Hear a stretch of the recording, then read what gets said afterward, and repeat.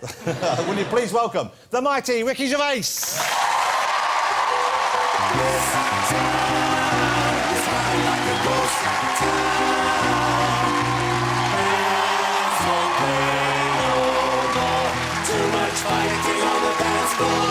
Very good. In the film, you see? Ricky Gervais, ladies and gentlemen. Right, let's get this out of the way first. You don't live in America now, do you? You haven't moved to the States? Because I keep reading stuff in the papers where people intimate that. No, I've got a place there, but I go there for the work, and I love particularly New York, where we've got the place. But no, I live in England. I live in London. Now, here's the thing. I'm quite proud of you, really, because most people, when they go out and they try and crack America, they start looking after themselves. You know what I mean? They start.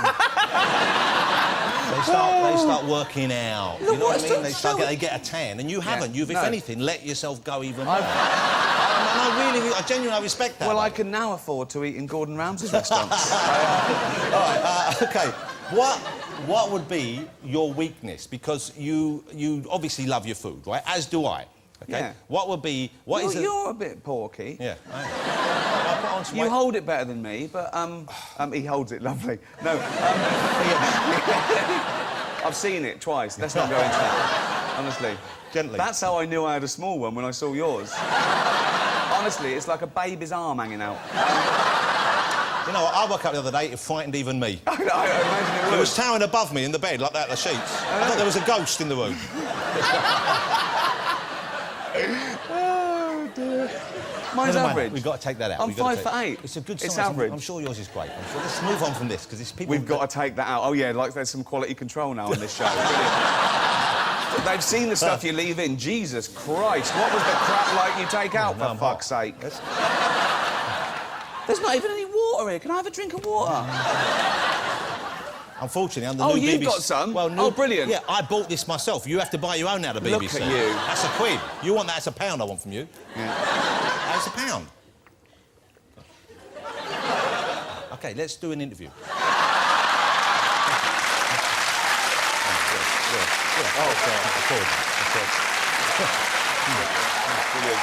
Oh, God. Oh, he's like Oscar Wilde, how he gobs. Now, I saw your first stand-up gig, Animals, I saw. Yeah. Great, I loved it. Then you did politics, then you did fame. Are you going to stick with one big topic, a kind of umbrella topic for each one? What would the next one be? Absolutely. I'm going to stick with one big umbrella topic and ignore it. The next one's called science. And this is something you're actually genuinely interested in, isn't Well, it? I'm interested in animals as well, but it's really an excuse to sort of go off on digressions and, you know, it's something to hang it on. I also like that sort of pomposity of the comedian, like, doing it like it's a study in something, and it's an excuse to go out there and chat. But how do you do it? I'm curious, because I would love to try stand-up. I'd love to do stand-up. I think you'd be good. I think you'd be good. You say that, but when I try and write a joke, I get the opening bit. I say, that's a funny idea. Madonna's got divorced. And then I think... Yeah. Where's my writers? You know, I don't... Well, yeah, I don't know how... I know how to start the joke. I don't know where the funny bit comes in. So how do you get that? Do you... I don't tell jokes. I don't go out and tell gags. People would agree with me. Yeah. No, I do misdirection, so I tell stories and then do digressions. Take it in the wrong direction. Well, I think so, because I think it's rare. When you go and see a stand-up, it can be the greatest stand-up in the world, but if it's just constantly one-liners, you're looking at your watch after 20 minutes, and I think there has to be some character, at least some sort of format to it, just to keep them going. Like on the X Factor, you need to go on a journey. Yeah. Yeah. And it helps if all your family have been killed as well.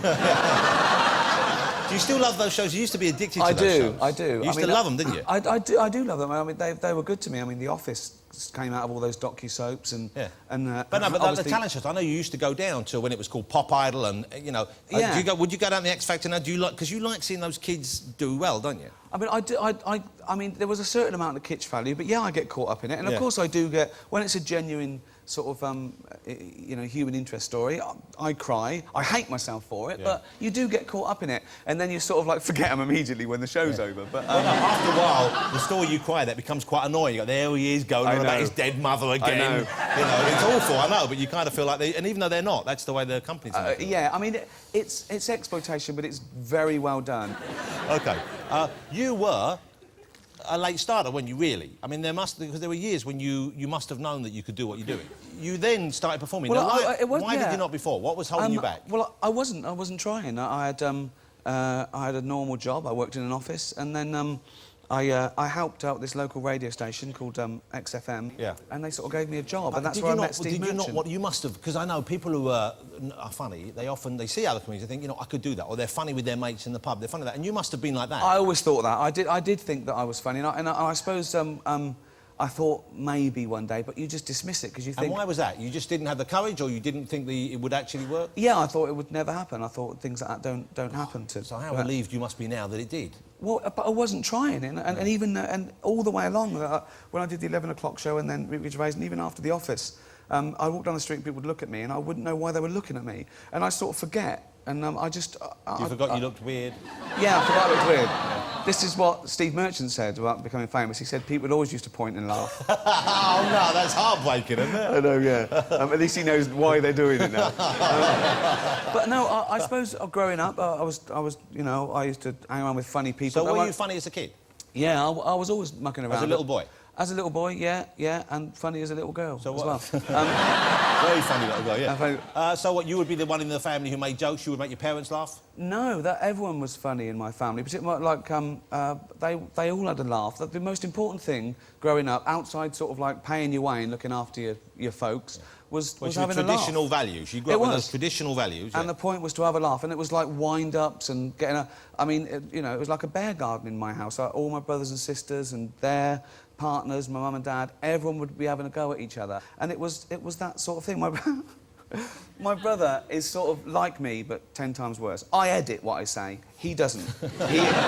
Honestly, he's a painter and decorator, and he was driving his men to a job, right? He was painting the weapons research establishment in Aldermaston, and he stopped at the gate, and there's wind-ups, the razor on, he's making his blokes laugh, and this policeman comes out with a mirror on the end of a stick, and he looks under the van like that, and as he's doing it, his helmet falls off, and 20 cigarettes fell out, and the copper looked at Bob and sort of went, I bet you've always wondered what we kept under our helmets. And Bob went, I knew it wasn't fucking brains.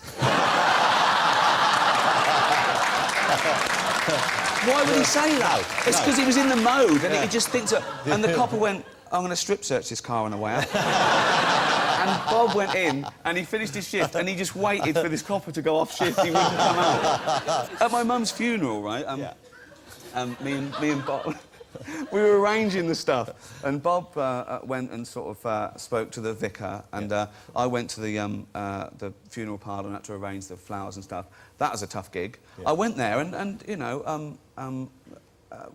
my parents had a great innings, and we were always cheerful about it, and we was, obviously sad, but this woman comes up to me about the wreaths, and she's sort of dressed down. Of course, it's a funeral parlour. And I'm making jokes. Oh, she's not falling for it. Tough crowd. And she said, so what wreaths were you thinking of? I went, what are they? She went, well, she was a mum. I went, yeah, so I do mum. I went, yeah. She went, and she was a nan. I went, yeah, so I do nan. And she said, what was her name? I went, Eva. She went, OK. I said, is it cheaper because her name's short? She went, well, we charge by the letter. And I went, we all called her E. Not a flicker. Not a flicker, that. Just looked at me like I went, Eva's fine. Meanwhile, my brother's talking to the vicar, and the vicar said, so tell me something about your mother. What was her interest? And my brother went, she was a keen racist. And the vicar went, well, I can't say that. And Bob went, no? He went, no. He went, OK, put gardening. That's fantastic. That is fantastic.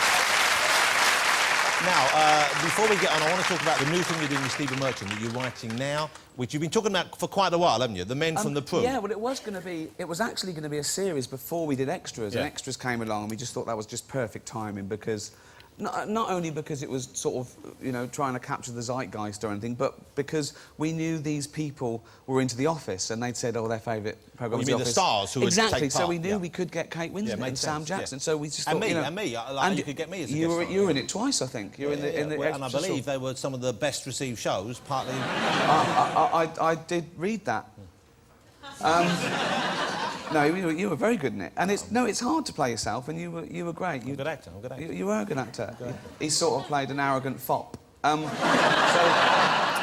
Now, this is called Man from the Prue, which is the thing they used to say on the advert for the Prudential Building Society, and it's set in sort of the Thames Valley area near where I live, and it's about class, and it's about how the sexual revolution didn't reach those smaller towns. It happened in Carnaby Street. 60s, 70s? No, about 72. Yeah. So when they would have expected to have some of the free love filtered down to them, but it didn't arrive. But their feathers fell out and they moved next door to their mum, and it's about that. Sounds depressing in actual It's not. It's not. And the sort of mood board for it, technical term, is Born to Run by Bruce Springsteen. It's that thing about escaping. So that's the feel. If I'd have told you what The Office was about, it's about a bunch of nobodies who do nothing all day and they never tell a joke. Exactly. Self-delusional bloke who's a bit sad. Yeah, exactly. Yeah. It is funny, but it's sort of real as well. Now, tell me about Ghost Town, Ricky. Ghost Town. Before we do, go on. You were offered quite a few parts in lots of different movies. I know, and you turned it down. Well, I wasn't looking. It wasn't that I turned them down for any other reason than I was busy. I was doing The Office and extras, and it would have just taken time out. And let me just ask you, though, why didn't you offer a part in Da Vinci Code, weren't you? Yeah. Well, I was thinking, but I read this, and I thought, what part could they offer you in Da Vinci Code? I'm not going to tell you, because someone took that part. But listen, I want to know, because no, it wasn't Tom Hanks, right? No. No, right. I'm not going to... It wasn't the woman who turns out to be Jesus' baby, right? Right. It wasn't the old bloke who gets killed with you, I'm the professor. It wasn't him, right? Was it the albino monk? I bet it was. No, it wasn't, no. I'd love to have seen you as an albino monk. Well, how would I do that? Well, they'd put a bald hat on you and paint you white. I don't know. What, all albinos bald? Maybe they'd have a mood board with albinos on it. So, you won't tell me. Ghost Town. Why do you think I'm here? For a conversation? Plug my fucking film. Don't clap that. Why did you clap that rudeness? That's just rudeness. Don't encourage rudeness. I have a bone to pick with you. Because you were involved in the early stages of the film, you could have changed stuff about your character if you wanted to, couldn't you? Mm. Well, why did you make your character... Because we give this away, it's not a big plot point to give away, so part of the film is something happens to Ricky's character and he sees dead people, don't you? Yes. We can give that away. It's a kind of fantasy and it's a romantic fantasy. Yeah, I go in for a routine operation, an embarrassing one, but I die for a few minutes and I come back and I can see ghosts. Now, you can see what Ricky's wearing there. That isn't the first half of an albino suit he's wearing there. He's got that on because he plays a dentist in it. Now, you know what Americans are like about teeth, ladies and gentlemen. They're obsessive about teeth. I think that's and I'll be honest with you, I don't think anyone in New York would go and see a dentist with teeth that are as bad as yours. And I don't mean that unkindly. Why didn't you make him How can that not be unkind? How can that not be unkind? Well, look at them. Look at them. You've got fangs, man. Right, OK. I have got fangs. So's the dog. Yeah. But no one's having a go at that. Yeah, because he's not playing a dentist. No, it's true. That would be weird. Only Scooby-Doo could be a dentist. Why haven't you had them done? You could get them done. You must get them done if you want to be a star in America, No, surely. you don't. What? No. Yes, you do. No. Yes, you do. I can play vampires. You know, I'm quite a good tennis player, right? Now, I play tennis. I play tennis with various people. I play tennis with my dentist, Victor. And every time I play tennis with him, if I mention I'm seeing you or I'm doing something to do with you or I'm seeing a movie you're in or something like that, he goes, can you have a word with him about his teeth? Those teeth, I could fix those teeth like that. I could get them done quickly. What would he do to them? Well, I've got him here. I brought him in to meet you. Victor, will you come in? This is Victor, my dentist, old gentleman. Come round the front here, Vic. Come round the front there. Come round here. This is Victor. Don't worry. He doesn't dress like a mafia boss when he's doing your teeth. Victor, now, this is Ricky. Tell me what you've told me about those teeth of his. How could you fix them? Well, first thing, open wide. Don't worry, he has trouble keeping his mouth shut anyway, so that's... That's interesting. What I could do is I could just shave a little bit off of those canines. I could put you in a wig, but it doesn't mean you want to do it. Well, he doesn't need help. He's a fine single man. You need help. He's here to help you. We're all here to help you. Accept the help. What you mean is you'd make me conform to the stereotype of what good, healthy teeth is. He would look a lot better, wouldn't he? And the fee would be you don't make any more films. That's his joke. I didn't tell him that. Why did you tell him? Why did you blame it on me? Poor Victor. What have you made this poor man go through to do this, to try and ridicule a friend? How much do you charge? Actually, with the credit crunch, it's needed. Don't give him a sob story. No, with that, you keep me going for 2 years. Really? I'll tell you what. Fuck off. Thank you very much, Victor, ladies and gentlemen. He gets a big round of applause than me. Want to go see? Is that your dentist, is it? Yeah. Now you've got free work, haven't you? Now you've, like, given an advert. No. Yeah. Right. You don't need it, do you? No. Work on the nose first.